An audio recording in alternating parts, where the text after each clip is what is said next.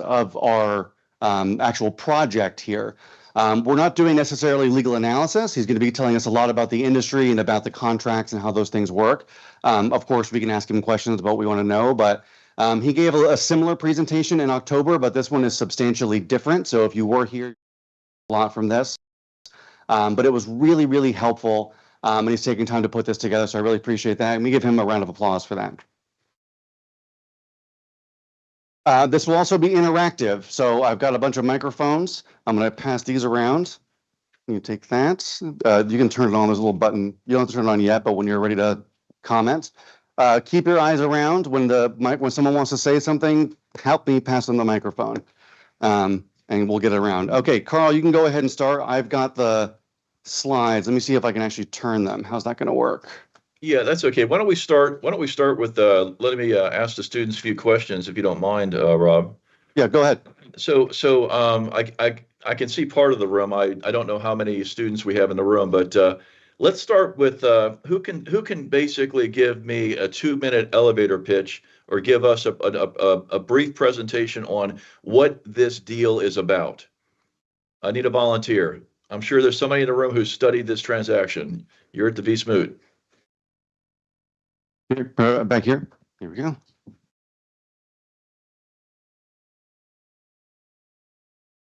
Hi, sir. Should I stand up? Yeah, just give me your name and school, please, so I know who you are. Okay. My name is Bahadur, and I'm from Uzbekistan University of World Economy and Diplomacy. The deal is all about the Equatorianian government who seeks for the project realization, which is called green. So for the green hydro project. So firstly, Equatorianian government so started bids, and Equatorian so Green Hydro PLC got the deal, and now it is it was a plant. It was building this plant, but at the end they couldn't. They missed the deadline. The first deadline that they needed to meet. So Equatorianian government, or the respondent, let's say, terminated the contract, and the whole problem is there. Okay, so essentially, the respondent gave some form of a notice. Does anybody know what form that notice took? Can anybody comment on what that is? Let's get somebody else to comment here, Rob.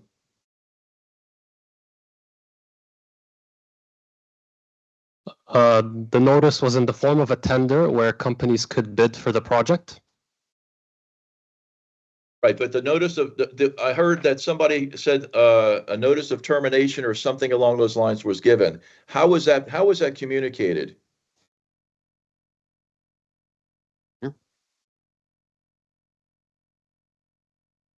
Respondent side emailed the claimant about the termination because of the reasoning on delay of 26 days. It was only email. Is there an exhibit number for the group? Here we go. One. Exhibit number C6, claimant exhibit C6, and it's by courier, not by email. Okay, and give us the real short version of what it says, because this is an important piece of business, right? It was the termination of the PSA that was signed on 17 July 2023, and that it was sent by Mr. Henry Lacour to Mr. Cavendish, and it's pursuant to Article 7.3.1 of the ECC Equatorianian Civil Code, and it was basically saying that they are entitled to the contract to terminate the contract based on the fundamental breach of 28 days, not 26 days. Okay. Now, what about was there any discussion about Equatoriano law, their right under their own national law to terminate for convenience or at will for public policy? Does anybody have a comment about that? So, as mentioned before, there was a reference made. So that was the Equatorian Civil Code 7.3.1, which allows government entities to terminate contracts for convenience. This goes against the purchase and service agreement because they waived away their right to terminate for convenience, but the respondents relied on that right anyways because it's provided for in their national law. Okay, right. So, but this is an important piece of business in international transactions where you have a host country or a subsidiary or a wholly owned subsidiary of a host country, a national entity, and a international developer, right? This happens all the time, right? Where you have national law potentially conflicting with what? Bilateral investment treaties or international law norms. I mean, does anybody in the room think that there's a that Equatoriana is not entitled to terminate this contract under their own national law? Nobody likes claimant. I have 2 points to make with regards to page 19, Exhibit C6 of the record. The termination, they didn't mention 7.3.8. They actually mentioned 7.3.1, which they didn't mention their right to terminate for convenience, but their right to terminate the contract for fundamental breach. And I do not think that respondent has the right to terminate, because even if they refer to 7.3.8, it is not a mandatory provision, so it doesn't have that legal effect. Okay, so does anybody else believe in the group that the respondent, before we get into technicalities here, had a right to terminate based on national law, notwithstanding bilateral investment treaties or other signatory documents? In other words, did they have the right to basically terminate for a variety of reasons? For example, change in their green energy policy. Okay.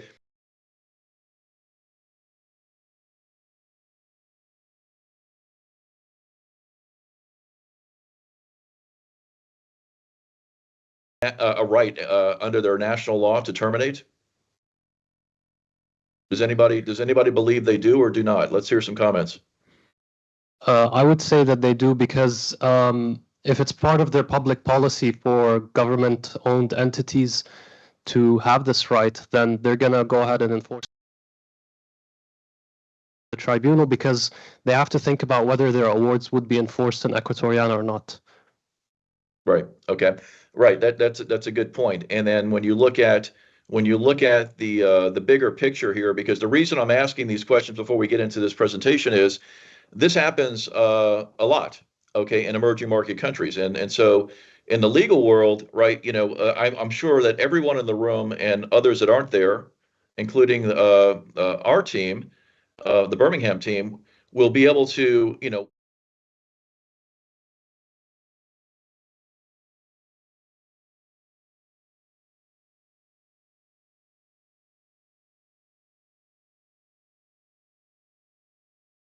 essentially trying to argue for.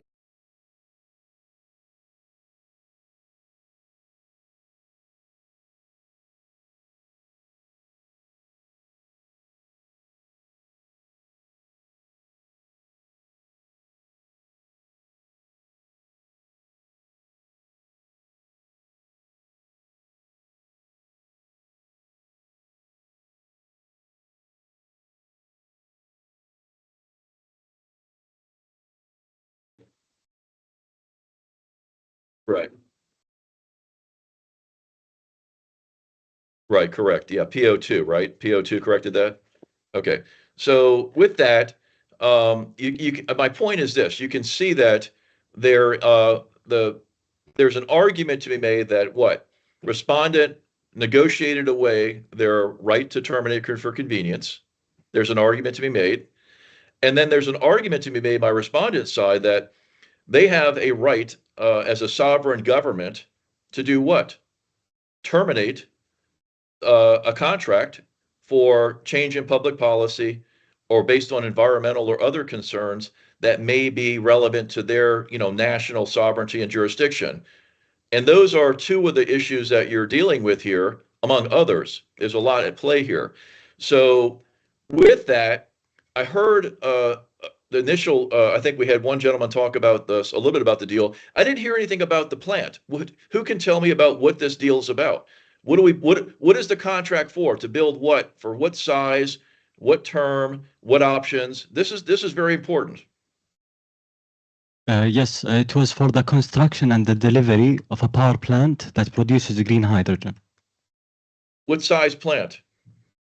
100 MW. Okay, and were there any options to expand it? Yeah, there was one option to double it and expand it. Okay. And the other option was to incorporate e-ammonia. Okay. And based on what you've read so far, were either of those options either acknowledged or what we call picked up in the industry? Did they send any notices that they would expand? They would basically trigger those options? There was no intent of choosing what options. However, there were negotiations. For example, the negotiations with green ammonia that wanted to deliver and supply this e-ammonia facilities. Why would they want e-ammonia? I mean, when they're trying to basically build a green hydrogen plant that's going to consume a lot of electricity. Going? Because they wanted to increase the efficiency of the plant. It's a byproduct. Okay. So who can tell me what green hydrogen is? You ought to, somebody in that room ought to know what green hydrogen is, at least generically. Who wants to volunteer? There we go. Hello? Okay. Yes. Hi. Okay, so it is, okay, I read about it. Let me see if I can describe it. So they run an electrical current through water? No, does water cool the plant? Oh my gosh. But okay, no, never Okay, mind. I can't. So we had another one. What about why is hydrogen green? Forget about the technicalities. Why does the marketplace, why does the global marketplace call hydrogen green? What makes it green? Does anybody? So the conventional way to get hydrogen was a way that it emits a lot of CO2, carbon dioxide. But in green hydrogen process, we use water and we separate the molecules of water. So it doesn't really emit a lot of carbon dioxide. And that's why they call that green hydrogen. Where does green hydrogen get its, where does the power or electricity come from to convert essentially the water to hydrogen? Where does that come from? Is it an electrolyzer? Right? Well, it's what else is in the equation? Where does that electricity come from? Hydrogen and wind. Anybody else? Yeah, we got one. Wind and solar. There you go. Okay, so primarily green hydrogen today, as it stands in the global, essentially energy market, is really driven off of solar energy and wind energy, and that gives it theoretically the green label that is put on it. There are other labels out there, but we won't get into that because we don't want to go too far down in the weeds. But essentially, what you'll see around a green hydrogen plant is you'll see what? You'll see some form of supply of solar and or wind power into that plant, right? That's an important piece of business as well, because that is the entire concept of this power plant. Okay, let's get into the slide deck, Robbie, and we'll just do some Q&A as we go, and I think this will really kind of come together here for us. Tell me when you're ready. Okay. Okay, Yeah, that's just a little bit about me. We can skip that if anybody wants to know my background. Okay, so let's talk about the problem, right? So we want to basically understand the commercial context of the 2025 moot problem.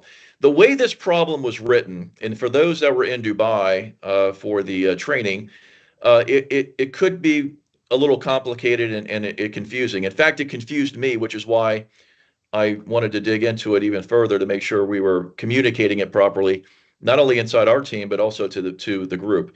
So essentially, the project's about technical implementation of a green hydrogen power plant, right? As one of you mentioned, 100 megawatt power plant, or 100 megawatts of renewable energy coming in to convert to green hydrogen, and then an option to expand it to another 100 megawatts. The dispute, as one of you mentioned also, arises from what? The contested termination of essentially the PSA or the turnkey contract for the plant. That's the respondent. Now, the respondent gave that notice, and one of you mentioned, I think that was C6, a letter. Now, does anybody there think that that letter was a termination notice, or was it a termination option for negotiation? And let me put that in context. Who can tell me the contractual terms of going to arbitration in this particular case under the PSA?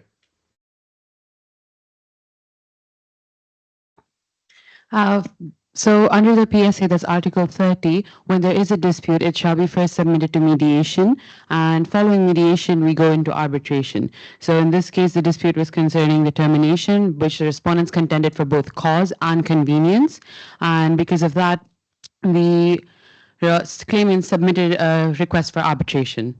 Okay, and so in that provision, to simplify it, isn't there a duty for the parties to enter into what we would consider bona fide negotiations and good faith negotiations and mediation prior to going into or making an arbitration claim?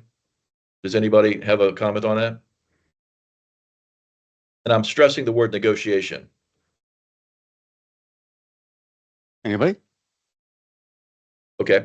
Well, the reason that's important is that terminating the agreement by a notice is not really a termination. It's a notice. It's not an effective termination. You haven't effectively terminated the contract. So in the commercial world, and this is the nuance that you really need to take away on this, is just because somebody sends you a letter that says I'm out, I want out, and I'm giving you, my 5 reasons or whatever, that doesn't necessarily mean that the deal's dead. What they're basically saying in most cases is we want to negotiate, we want to renegotiate, right? And did they not try to renegotiate here? Does anybody want to? I know you know something about the respondents' counter offers. Who can comment on and give us some enlightenment on what the respondent basically offered the claimant? Respondent has offered that it would continue their contract if claimant agree with the reduction, 15% reduction in the price, or at least 2-digit reduction. Okay, is that a negotiation tactic, do you think? In my opinion, it can be, because negotiation should be about, parties should be involved in negotiation and exchange their idea open and honestly. But I think just pressure, because the respondent is a governmental entity, he just putting pressure on the claimant and just want achieve its goal. Okay, so you think it could be construed as kind of like extortion, some form? An extortionary letter versus negotiation? I'm just asking. To add more about what my colleague had said, the offer that was sent by the respondent is a without prejudice offer, where they offered a 2 price reductions, at a 15% reduction and a 10% reduction with a performance guarantee. As also mentioned, that it could be actually also a tactic by the respondent to negotiate something for its favor, since they were claiming that it's because of the fundamental breach or due to the government policy change that had happened. Right. Okay, so you see the point then, right? So you got 2 sides of the coin here, right? On one side, the respondent could argue, I'm negotiating. I'm just basically doing what I do. I'm not feeling good about the transaction. I don't feel like the claimant has honored or met their commercial terms, and therefore, my notice is basically an invitation seeking an offer to renegotiate. The flip side is, you could say that, well, they've effectively terminated, but I think that would be a hard argument, but that's a legal point we can get back to. So then finally, national law, right? National law is the issue here that is also the elephant in the room from a standpoint of termination. Because essentially Equatoriana, will argue and should argue and could argue that they have a right to terminate for a variety of reasons that are, essentially germane to their sovereignty and to their own country. So we won't go into the details. I know a lot of you are prepared for that, but these are some of the things that we're dealing with on the front end. Let's go to the next slide. Okay, real quickly here, somebody mentioned this, Article 738, Equatorial Civil Code. Government entities have the right to terminate a contract for convenience under certain conditions. The point here is this is actually, there's case law on this, and when you get into these long-term, very capital-intensive transactions, these infrastructure deals, as an attorney, you have to really pay attention to these things on the front end, because it's all in the structuring and the negotiation of the contracts. There's two types of Robbie, don't take the wrong way here. There's two types of contracts out there, or two types of attorneys that typically in my world, in the commercial world, we deal with, right? One are people like me who are transactional, right? I do the deals, right? So I sit in a room with the attorneys and we negotiate and structure the deal. We write the Bibles, the big books that are PSAs. This little PSA you see here is nothing as to what a real power plant deal would look like. It would look like literally a binder that's very, very thick, and maybe several of them. So there's that.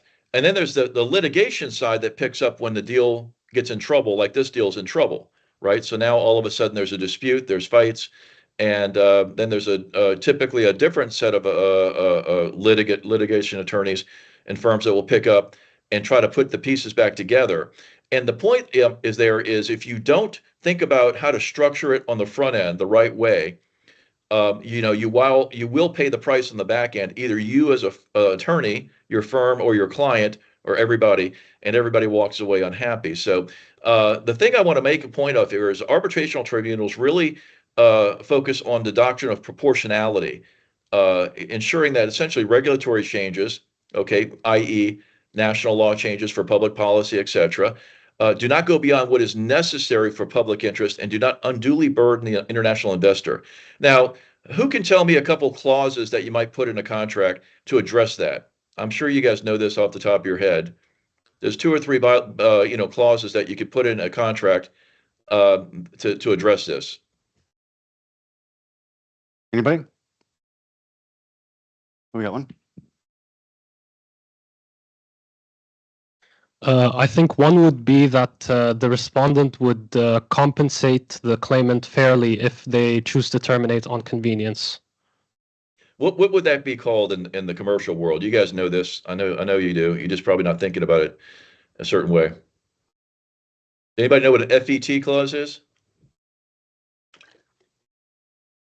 Fair and equitable treatment. You're getting lots of nods. Okay. All right, let's go to the next slide. Okay, so this is basically a quick summary of the deal that you guys mentioned. I won't go into too much more.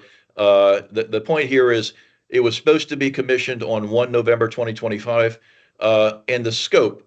This is important because as we get further into this, this is also one of the problems or the central part of the dispute. So who can address what the claimant was supposed to deliver to respondent here? What were you supposed to deliver? Not just a power plant. What else were you supposed to deliver in other components? Let's see some hands. You got to know this. If you don't know this, if you don't know this, you don't know the deal. Oh gosh, they were supposed to deliver plans also for they were supposed to deliver plans for this e-ammonia module. So there were other things along the way that they were supposed to deliver, and they were also supposed to deliver technical assistance and training. Yeah, technology transfer. Typically is what we call it, right? Okay, so those are very important because typically in these contracts with emerging market countries or developing nations, you have a technology transfer provision, right? And that's critical to the host country or the host country's subsidiary like RenPower, because they really don't know the business, right? So you're not only delivering a plant, but you're signing a contract for what we call ancillary services or other services. And that's important because if you breach that, it's also a breach of the PSA. And you can basically, get your deal blown up just on that alone. Okay, next slide, please. Let's talk about the green hydrogen process. This is where we kind of just get real quickly into I'll call it the engineering of it. I won't go too far, but essentially, if you look at the left-hand side of the slide, remember I mentioned green energy, or renewable energy. Why is hydrogen green? Essentially, the input is renewable, right? Solar and wind primarily, because there really is no other true renewable energy, if you want to call it that, out there that's commercially viable today. So essentially, you're taking that green energy, if you want to call it, from the transmission grid. You're bringing it into the hydrogen plant, and that electricity is basically being pushed through what? This is the important piece here. What was the critical component? One of the critical components that had to be manufactured and delivered for this plant to be built. The electrolyzer stacks. Exactly. And so the electrolyzer stacks are where the electrolysis occurs.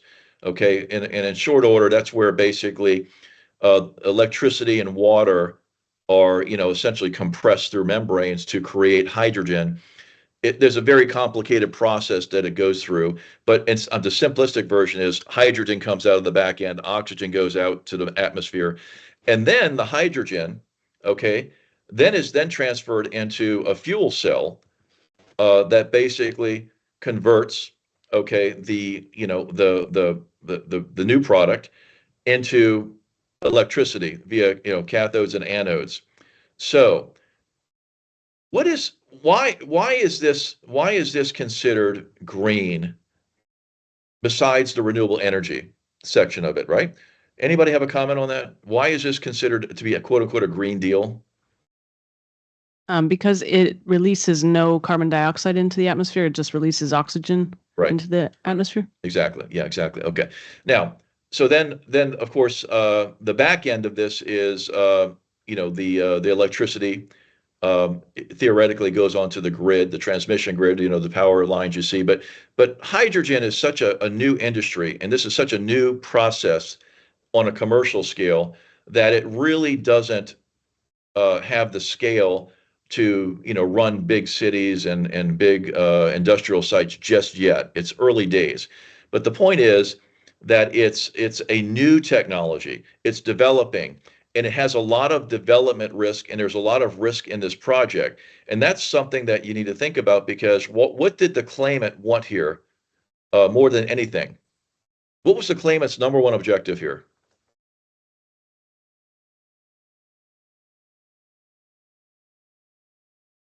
It wanted recognition for its new innovative technologies. Right. And how would it achieve that recognition? What was the tangible deliverable that they could show the marketplace? I think you're on. Okay. Oh, I thought you had your hand up. Oh, go ahead. Yeah. You have to turn it on. Okay, hello. To get recognition is to finish the project. Right. They needed a trophy project, right? They needed a project that they could show the marketplace that it actually worked. And why was that important to this deal? Because now we're talking about economics, and we're going to get into that in a second here.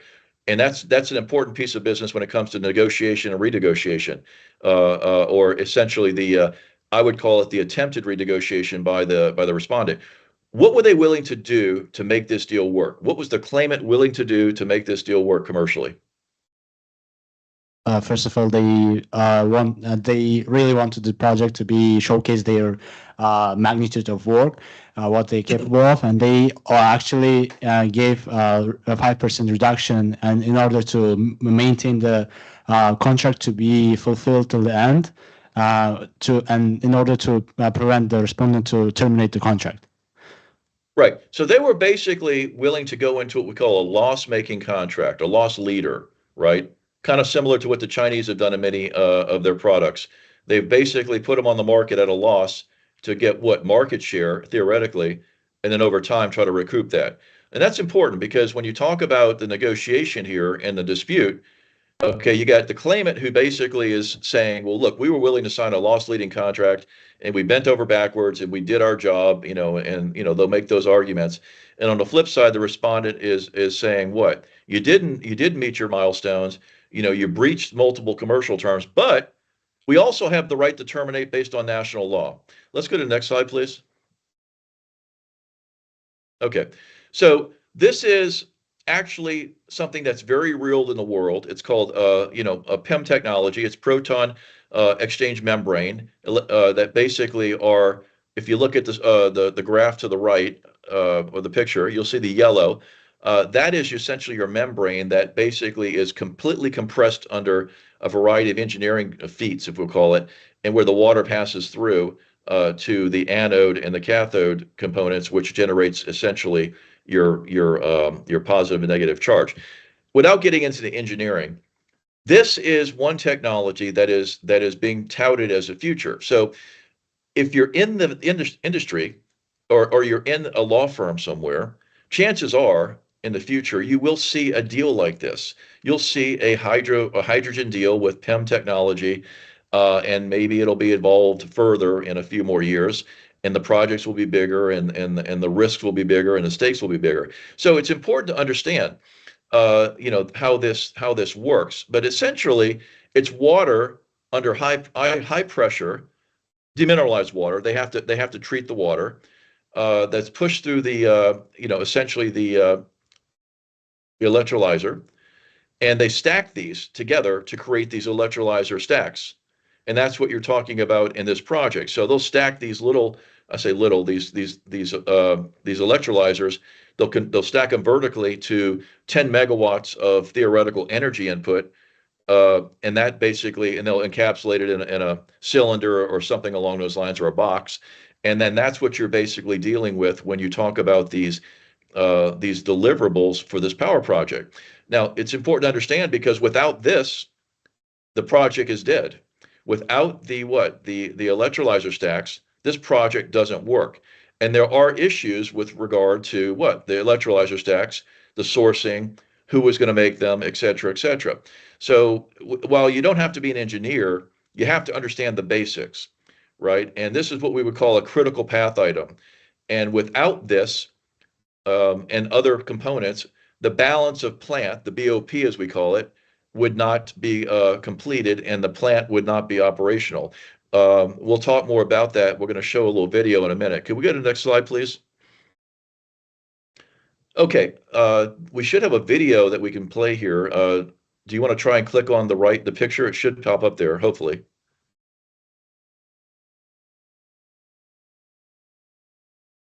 It's slide 8. There should be a video link to it.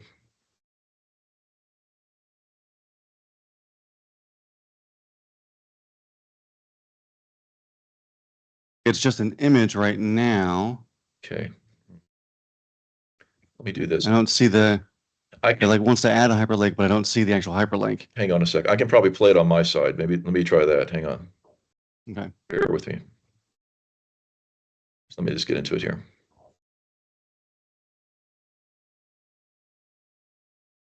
Okay, here we go. Yeah, let me do that. Just 1 second here.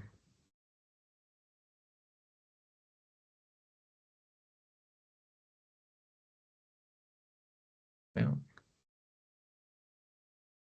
it doesn't want to play. I'm sorry. I'm not sure if putting it on the platform threw that off. Hang on, let me pull it up on a separate package here.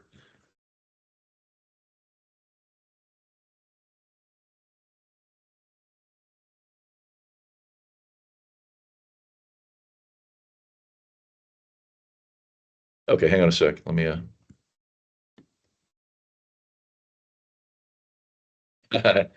yeah, we've got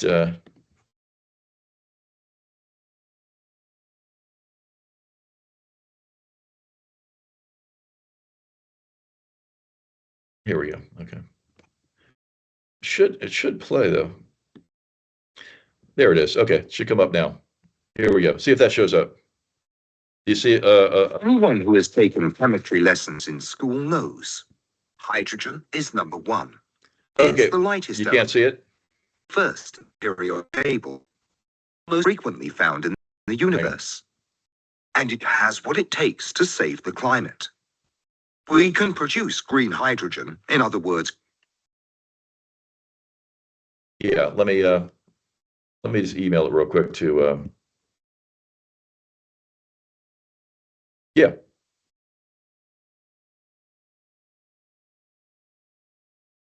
Right, that's Hannah, yeah, I'm sorry, yeah.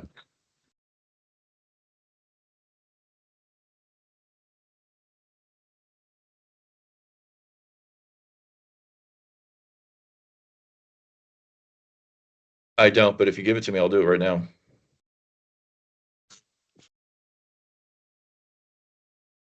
All right, yeah, sorry about that. Yeah, let's do that real quick.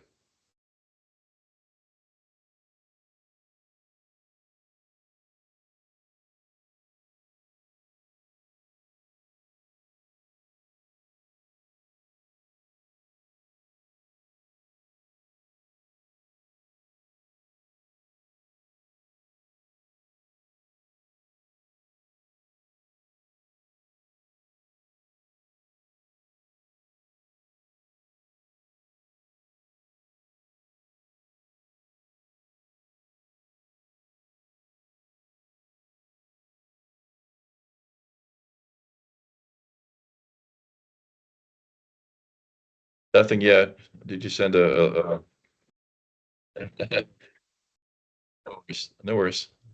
We'll get this over. We'll get it on real quick. Okay. Yeah, I got it. Here we go. Yeah. Okay.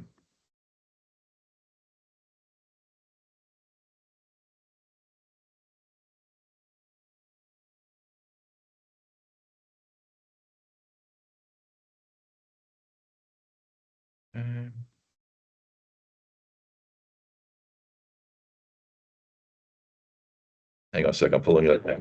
Yeah.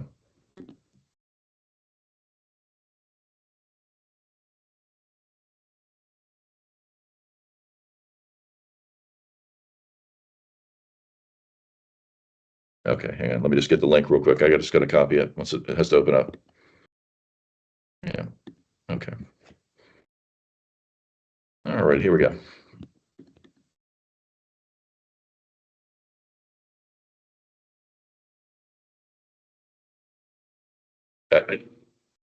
Yeah, I just sent it over. It should be right there.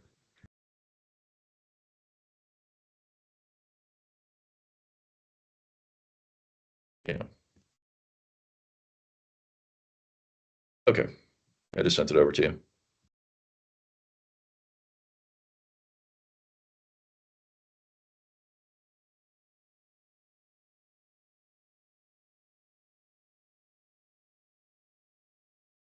I sent it in the chat as well, so you have it. Okay. Yeah, let's run that. It's a short video. I think it's important for the team. Is it possible to get this volume now? How's that going to work? We don't have this volume. We need the volume. We need this volume. You need this volume, right? Yeah.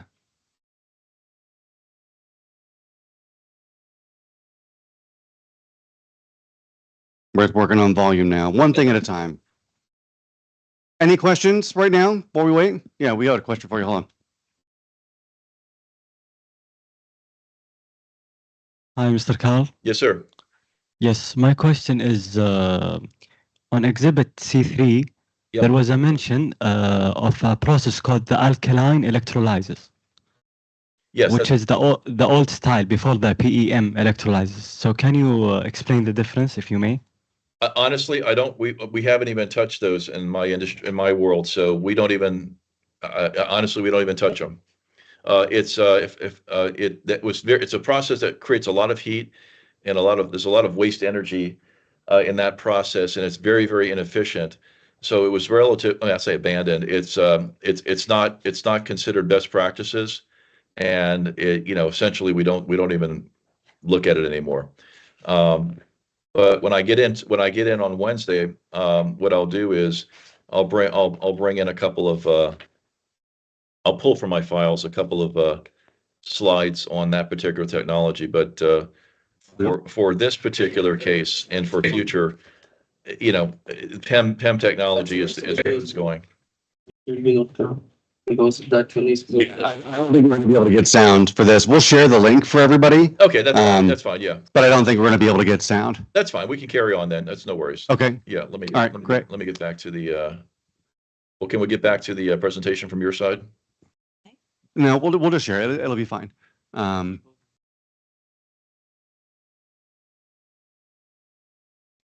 Okay, right. So what I was going to show you was, and this is probably, I can just work from the picture, What? just type.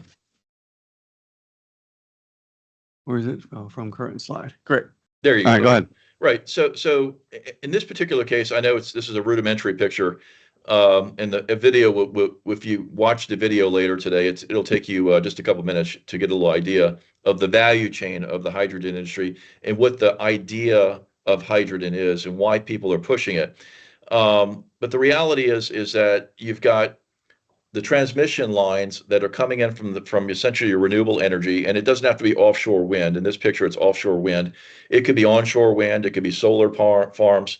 It could be anything, any form of that. And that electricity is your power source for the generation or production of hydrogen. And this was the confusion that we had when we read the problem initially. The way it was written confused me as a commercial person, because when you say you want to build a 100 megawatt power plant, whether it's a renewable plant or anything else, that means I'm going to build a plant for you to generate 100 megawatts. That's not the case here. The case here is we're using the 10 megawatts stacks of electrolyzers to put them together to, 10 times 10 is 100, right? Or yeah. And then you've got the input coming into that, which is the 100 megawatts of incoming electricity. Does everybody understand that? And that's creating the hydrogen. So we're using energy to create the hydrogen. We're separating the oxygen from the water. That hydrogen is going into high pressure vessels, and that those high pressure vessels then are stored, are piped or stored elsewhere, or they could be used on site for adjacent, like a factory next door that needed heat or other things. Or in this case, could be used to create ammonia of some form. So the point is that it's not 100 megawatts of power being produced. It's 100 megawatts of power coming into the electrolyzers to convert to hydrogen energy, with an additional 100 megawatts of incoming power with additional electrolyzers to convert to hydrogen. And the hydrogen has multiple uses, right? Transportation, shipping, trucking. It's all very new. And the other thing that to keep in mind, just for your own benefits, is hydrogen is very, very volatile. It's a very explosive material. And so it's not something that is easily distributable just yet. It's just like the electric cars. In Dubai, in Abu Dhabi, we have a lot of electric cars running around, more per capita than most countries. But if the reality with that is you need a charging station and you need a phase 2 charger. So just something to think about. The video should help you. Let's go to the next slide, please. Okay, so real quickly, I just summarized that renewable energy integration and hydrogen production. Why are we using the new PEM technology, the electrolyzers? Okay, it's very simple. It's the most efficient the marketplace has to date, and they're really not that efficient as we speak. Hydrogen energy is extremely expensive to make compared to natural gas. So we have a lot of natural gas in the world. We have a lot of natural gas in the GCC countries. So hydrogen is not going to replace natural gas anytime soon, but it is an idea of an emerging green technology that these zero carbon associations or countries that are trying to reach zero carbon emissions by 2051 and other timeframes. It's something that they're trying to put in their tool chest. But keep in mind that it's probably not going to get there. It's not commercially sizable and viable yet. It's good for little fuel cells and other things, but it's not there yet. So that's something for you to keep in mind, is that as much as everybody will talk about hydrogen and you'll hear about it in the industry, it's not commercially viable on a large scale just yet. Next slide, please. This is important, talking about power project contract structure, because you're going to see in this case several things mentioned. if we look at down at the very bottom, the three circles that are in brown, left to right, O&M agreement, operations and maintenance agreement. Does anybody know what that is? Does anybody have a comment on that? Do they know what an O&M agreement is? Any volunteers? I don't see any nods. Anybody? O&M? Okay.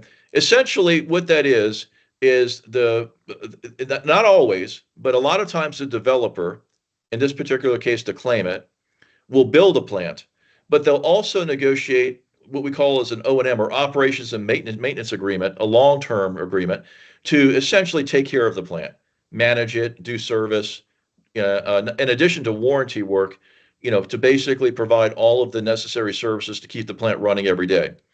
And that's very important because you have to accrue money into escrow accounts every year from your power project to pay for maintenance. It's kind of like accruing, maintenance for your car. You need to change your oil and filter and tires every the oil and filter is more than, several times a year. Maybe you need to get a new set of tires every year or every 2 years. So you have to kind of save that money. So they create escrow accounts. Now, long-term service agreement, does anybody know what that is? That's affiliated with the equipment supplier. So who's supplying the electrolyzers here? Anybody want to comment? It's very important. I know you know who the supplier is, or one of the suppliers. It's Volta Transformers. Right. Okay. Well, there was somebody else, right? I think there were two. Okay. Yeah, there was P2G. Right.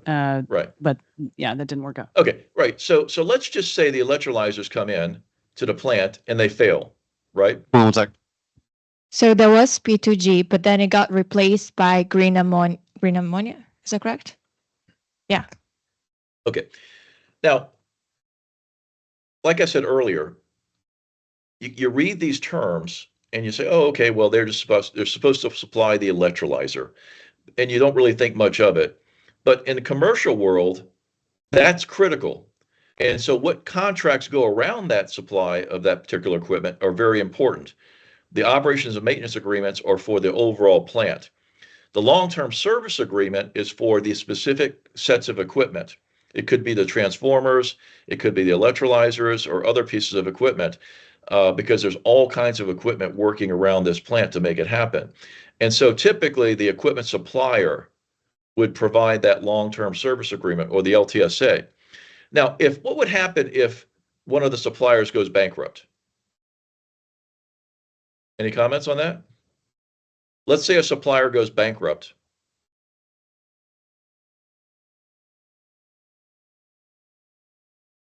I got no nods. Okay. Well, basically what that means is and I've had it happen to me, and it happens all the time. It means you're basically SOL. You've got to go out to the marketplace and find somebody to step in to provide you with essentially that service work on this complex piece of equipment. And you've already typically prepaid, or you've made installments on these equipment supply contracts, and you've also probably prepaid for a service contract. So if they go bankrupt before the plant's built, you're really in trouble, because typically the equipment will be probably caught up in their bankruptcy estate. But if they go bankrupt after the plant is commercially viable, you lose your long-term service agreement contract value, because essentially it goes up in smoke. Now, the third circle. Carl, just a heads up, we're at a 5-minute warning. Okay. The last piece of business here is the EPC contract. And I know you guys have heard about that. Does anybody want to talk about that? Because that really is the crux of what this deal is about. The word was used as turnkey. What about an EPC contract? Who can tell us about that? Anybody on the EPC contract who hasn't spoken 4 or 5 times? Anybody? All right. Okay. Engineering, procurement. Hold on. I'm sorry. Go ahead. So it stands for engineering, procurement, and construction. There you go. Which would mean that the EPC contractor would design the plant, engineering, they would procure all the relevant materials for it, and then they would construct it, and then the turnkey aspect is them delivering it to the other party and saying, do what you will with it. Right. Okay. Right. So it's EPC turnkey, right? That's this transaction. They're going to build it, and they're supposed to turn over the keys in good order. The claimant's supposed to turn over the keys in good order to the respondent. Now, therein lies the ultimate dispute of this particular transaction, right? To summarize it, so we meet our timeline here, is not only is there a dispute between, the milestones from what the claimant was supposed to achieve versus what the respondent believes they achieved. There were also delays, and delays can happen on both sides. Now, I'll ask one final question because it's important. It wasn't just the claimant here that had to do something. What were the respondents' responsibilities in getting this plant ready to go? They had responsibilities. What were they supposed to deliver to the table as part of this PSA?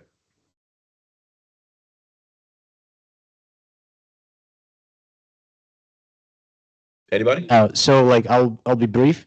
So respondent was to best endeavors to help the claimant to realize the PSA. Like investor state like agreements, the state gives every possible help in any option with the law and other things, and to provide the place for the plant itself.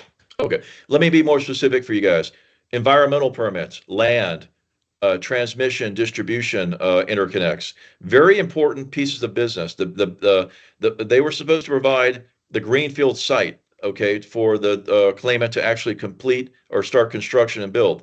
These are all very important components of analyzing a purchase and sale agreement and potential breaches, because there are numerous pieces of value and triggers in there, right? Very, very complicated. This case is going to be argued on technicalities, but you need to understand, and I'll wrap it up here, that when you get into these projects, and this is a great case to really bite your teeth on, you can see there's so many moving parts that it's not just about what the FIA says or what the ICC says or a BIT bilateral investment treaty is. You've got to understand what the moving parts are underneath it, because what you're really looking for. Can we go down to the last slide, please, and I'll close it out here, Robbie? One more. Here it is. Okay. Arbitration tribunals cannot renegotiate the contract for you or for the parties. Okay. In the real world, right, you've got to deal with what we call the BATNA, right? The best alternative of no agreement, because a fight is a fight. When you get into mediation, arbitration, or litigation, you're in a fight. But you've got to basically, at some point, get back to the table and get a fair and equitable deal done. So what you're really looking for is a way to find yourself back in negotiation and then negotiate into your modified agreement, okay, after both parties make concessions that they don't like, into your agreement some fair and equitable treatment clauses, some MST clauses, minimum standard clauses, and if they're part of the BITs, so be it. Maybe that'll help. But that's what you really need to get to, because what happens is, I've dealt with this all the time. Opposing attorneys just get in there, dig in, and the client's sitting in the middle getting squeezed, and nobody's trying to get a deal done. And so my closing point to you is, there are technicalities you can argue, but in the real world, you really want to get a deal done, or you want to get the deal salvaged and the deal fixed, because there's too much money at risk. 285 million euros is peanuts in the power plant business. We deal in billions, and those numbers are you lose those numbers, in the wind when you can't get a deal back on track, especially after you're halfway built. So with that, I hope that helps just give you a little bit of insight into how to tie some of the commercial points with some of the legal points you're thinking. I know you guys are all ready for your discussions with the arbitrators. But this is important, because you have to think in the back of your mind, what are we really here for? What's the whole deal about, and what are we trying to accomplish? So, Robbie, I hope that helps everybody. Yeah, thank you very much. Let's give him a round of applause. And I'll be there Wednesday, Thursday, and Friday. I'm happy to talk to anybody with any questions or what have you. And always willing to help. Yeah, make sure you talk to him. We have industry expertise in our room with us, and pull him aside. He loves to talk just as much as the rest of us, so he's more than happy to share that information. Obviously, some of this is pretty high level. It's a little bit more complex to understand. We're still getting into the basic understanding of what the contract means, but you can see that you need to Google all of your terms, understand the technology that you're using. It's hard to be persuasive if you literally don't know what you're talking about. So learn about the industry that you're in. As a lawyer, that's what you've got to do. When you see a new case, you got to learn how these things work. It's a big part of our job. Okay, so next couple of things is lunch, huzzah. It'll be right out here. Then at 1 o'clock, we're going to reconvene, but we're going to be in 2 different rooms. So the procedural pleaders will be here.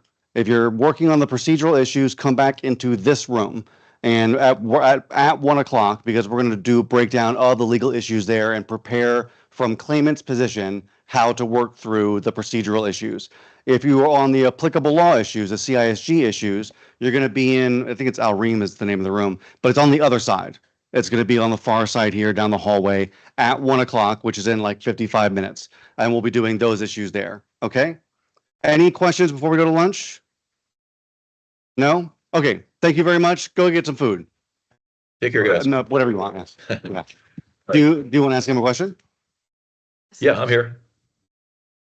Hi, just one quick question. Sure. So what is e-ammonia and how can it be an additional option? Is it built within the plant or is it built upon the buyer's request? Well, in this particular case, it's the option. It's an option for the respondent, to trigger, at a price and a structure. But e-ammonia is really primarily used in the fertilizer industry. So ammonia is a very, very important component with nitrogen for essentially the global food industry. So that's one of the most important components or the most important value chains for ammonia. In this particular case, they're calling it e-ammonia because remember, we're using renewable energy to start the process, right? We're using wind and solar to create green hydrogen, which then basically is converted through the processing, and then the heat and other exchanges go into essentially an ammonia plant that could be built either on site or on a different location. It could you could use the hydrogen and ship it to another location. So it just depends.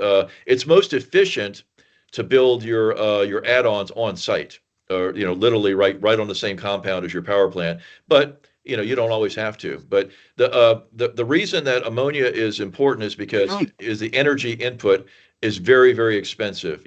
Ammonia takes a lot of, traditionally the marketplace used cheap natural gas. So they're trying to come up with a model where they can use hydrogen to become the feedstock fuel in the future. All right, thank you, Carl. They're too captivated by your charming smile, and they're not going to lunch. So we're going to cut it off. Take care. Make sure that they get to lunch. So thank you so much, Carl. I appreciate it. We'll see you on Wednesday. Bye-bye. All right, bye.